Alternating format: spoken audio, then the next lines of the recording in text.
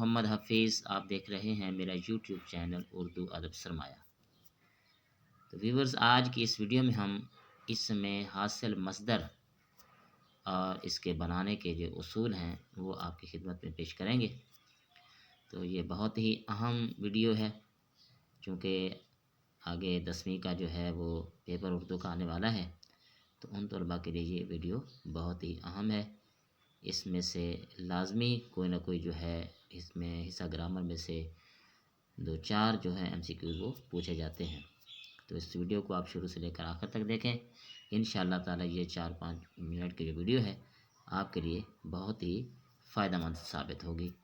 اور میرے چینل کو بھی سبسکرائب کر لیں اور اپنے دوستوں کو شیئر کر لیں اور گھنٹی کو بھی آپ پریس کر دیں۔ تو اب ہم چلتے ہیں اپنے اس ویڈیو کی طرف۔ اس میں حاصل مصدر، تو اس کی ڈیفینیشن کچھ یوں ہے کہ وہ اسم میں مشتق ہے جو مصدر تو نہ ہو لیکن معنی مصدر کے دے، جیسے آنا سے آہٹ، لڑنا سے لڑائی، دبانا سے دباؤ وغیرہ۔ تو یہاں پر جو ہے سب سے پہلے ہم یہ سمجھیں کہ مصدر کیا ہے۔ مصدر جس کو ہم انگلش میں ورب کہا جاتا ہے، اردو میں اس کو مصدر کہتے ہیں، جیسے رائٹ، ریڈ، گو۔ تو جب ہم ان کا اردو میں ترجمہ کرتے ہیں تو رائٹ کا معنی لکھنا ہوتا ہے، ریڈ کا معنی پڑھنا ہوتا ہے اور گو کا معنی جانا ہوتا ہے۔ تو اس طرح جو ہے مصدر، اس میں کسی کام کے معنی پائے جاتے ہیں اور اس کی جو علامت ہے وہ نون الف نہ ہوتی ہے، جیسے آنا، لڑنا، بھاگنا، لکھنا، پڑھنا۔ تو یہ سارے کے سارے مصدر کہلاتے ہیں۔ تو حاصل مصدر کیا ہے جی؟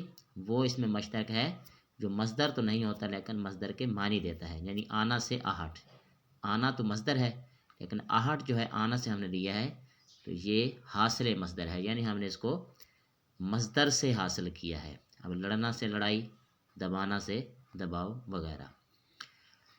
حاصل مصدر کی ممکنہ صورتیں، جیسے جلنا سے جلن، چلنا سے چلن، دکھنا سے دکھن، لگنا سے لگن، چبھنا سے چبھن، دوڑنا سے دوڑ، چاہنا سے چاہا، بھاگنا سے بھاگ، جھکانا سے جھکاؤ، بہانا سے بہاؤ، لگانا سے لگاؤ، ملانا سے ملاوٹ، گرانا سے گراوٹ، بنانا سے بناوٹ، گھبرانا سے گھبراہٹ، مسکرانا سے مسکراہٹ اور آنا سے آہٹ۔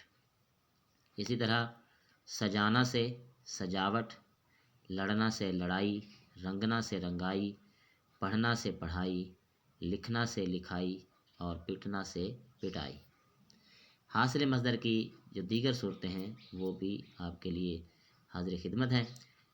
لڑکپن، بچپن، اپنائیت، چاہت، چال، گفتگو، جستجو، آمد و رفت، آزمائش، پیمائش، شرافت، جہالت، جماعت، علم اور عمل، یہ بھی حاصل مصدر کی ہی مثالیں ہیں۔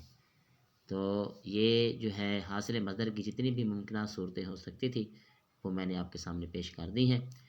آپ نے اپنے دوستوں کو بھی شیئر کرنا ہے اور خود بھی آپ نے اس سے فائدہ اٹھانا ہے، اور میرے چینل کو بھی آپ نے سبسکرائب کرنا ہے۔ سبسکرائب کرنے کا یہ فائدہ ہوتا ہے کہ ہمیں جو ہے ایک حوصلہ ہوتا ہے تاکہ ہم اگلی جو ویڈیو ہے وہ ہم جو ہے بڑے شوق سے بنا کر آپ کی خدمت میں پیش کریں گی۔ تو السلام علیکم۔